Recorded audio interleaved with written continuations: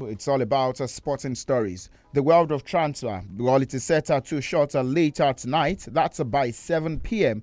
And then I'll tell you about the summer transfer window, which definitely it's all about explanation.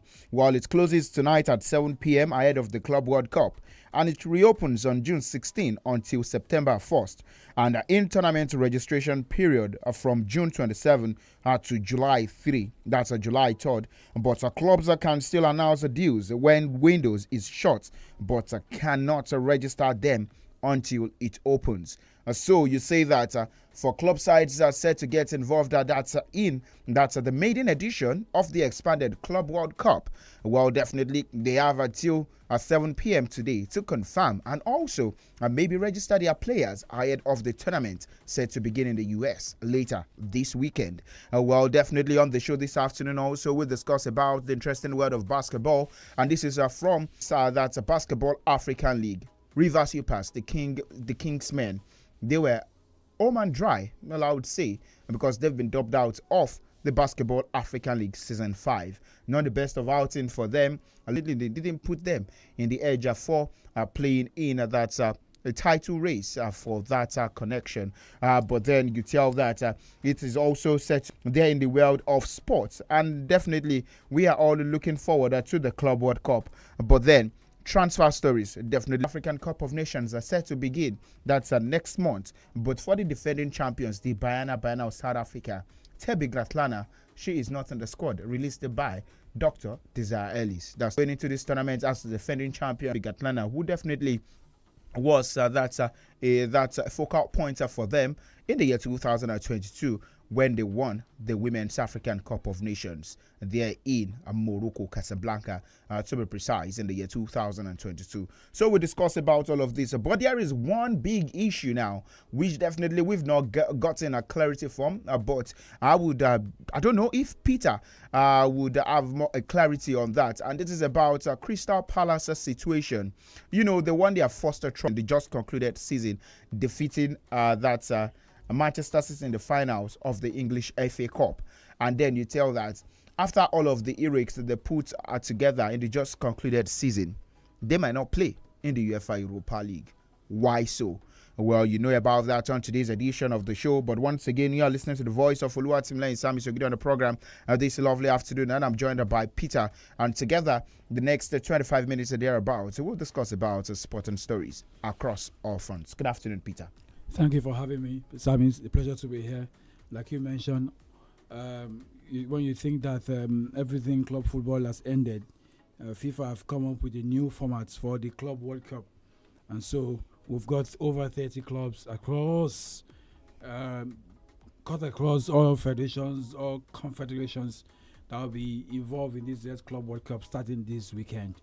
And earlier I saw pictures of Bayern Munich heading out of Germany on their way to the US because they've got a game coming up earlier than the other teams. So I'm waiting to see, and of course keeping tabs on the window with about a little over 4 more hours to go. The window for those going to the Club World Cup, and of course for those who are not going, all you can do is just get players on, but you can't register. So the actual window will begin on the 16th of June, running into September. After the group stage, you can register those players that you registered after 7 tonight to be part of the knockout. So for Chelsea, who from information I gathered, they will not be able to sign Marc Mayon again because AC Milan don't like what Chelsea put on the table, and Chelsea, they can't go beyond the 12.5 million British pounds they want for the French international. And for the other man from Dortmund, Gaetens, 50 million euros on the table. We'll wait to see. Maybe Dortmund will do business. They've got 4 more hours to make this happen. If not, if they get the Englishman on board, they will not be able to play him at this year's Club World Cup in the group stage, but they can if they get out from the group stage. So SAMIES, there you have it. You also spoke about Crystal Palace. I will get to that point at the point in time. Nottingham Forest want a clarification because you know what they say in this part of the world. If it fails for you, it can be. If it's bad for you, it can be good for the other side. So they want a clarification because it's all about one man who have got a stake in both Palace and Olympique Lyon of France. Well, all right. Just as we have those football stories definitely unlock for us on today's edition of the show, we start straight from basketball, where the Rivers Supers head coach, that's 𝐷𝐿, he said that too many things went wrong for the Kingsmen while assessing the side's quarterfinal performance against that Army Patriotic Rwanda. That's APR. That was yesterday. I remember I was on the show telling about how bad it has been for them. And while the game was going on yesterday, they lost the first quarter as well as the second quarter. And then the Kingsmen, they fell one step short of repeating last season's heroic run to the Basketball African League semi-finals, where they lost 104-73 to APR. And then you tell that before yesterday, they've defeated APR twice. And in their third meeting, you tell that it was a third time lucky that for the APR as they defeated the Rivers Supers yesterday. But let's take a listen to the words of that Coach 𝐷𝐿. Well, speaking about yesterday's level of performance for the Kingsmen and what he expects from everybody within the group. Well, like I said, we got better by every game, but today was just not our day. All the things that we were trying to do, the shots were not dropping. We played terribly on defense. We gave up 52 points in the paint. It was terrible. We can't win a game playing that kind of defense. So that was exactly what happened to us. We had that kind of day where everything fell apart. So it's a tough loss, but we still hold our heads high and we'll come back better next time. It's a learning experience for everybody. So I'm going to tell them, everybody, this is what has happened. But the most important thing is you have to learn from every mistake that you make. So from now, I'm hoping that everybody has something that he has picked up. Everybody has something that he has learned. And everybody left here a better player than he was when he got here. So that happens. We'll go back. Everybody should go back, keep working hard. And by the time we gather the next time, we hope it's going to be better. To go back.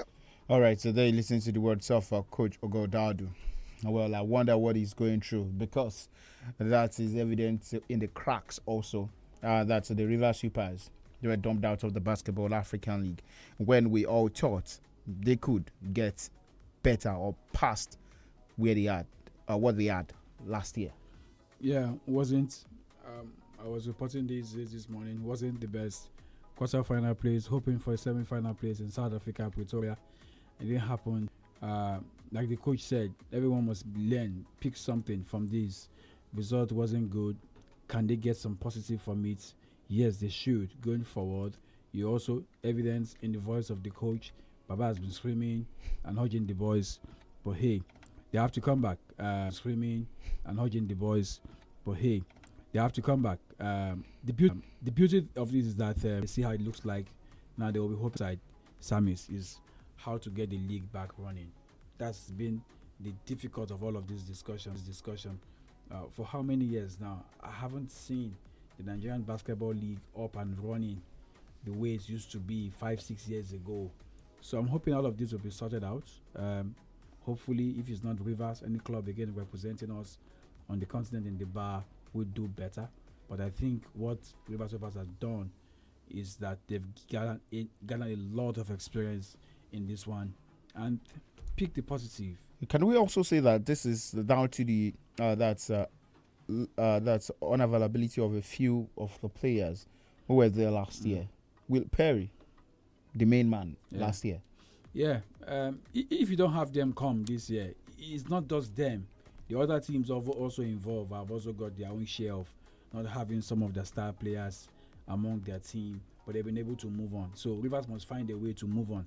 When they don't have some of these key elements who were there with them when they did well last year, not them with them this season, they must find a way. If some of the key players that were there for them, must find a way to trash that out.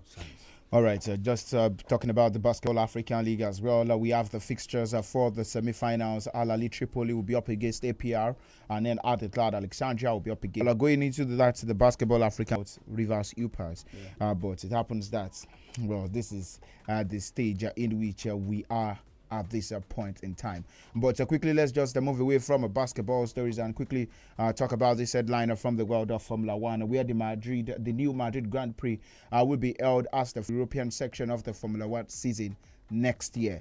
And then Madrid to be held, that's on the 11th to the 13th of September. It will be a second race in Spain, and that replaces the Emilia-Romagna Grand Prix at Imola in Italy. That's in a schedule that remains at 24 races. Well, definitely, we waited to see how that would be also there in the world of Formula One. And we move away from that also and quickly discuss about some other sports. Nigerian football, where Bankole Oluwakere is confident that Flamingos will shine at the 2025 FIFA Under-17 Women's World Cup there in Chile. Despite the quality of teams that's in their group, Oluwakere is optimistic that they can go far. That's in the competition.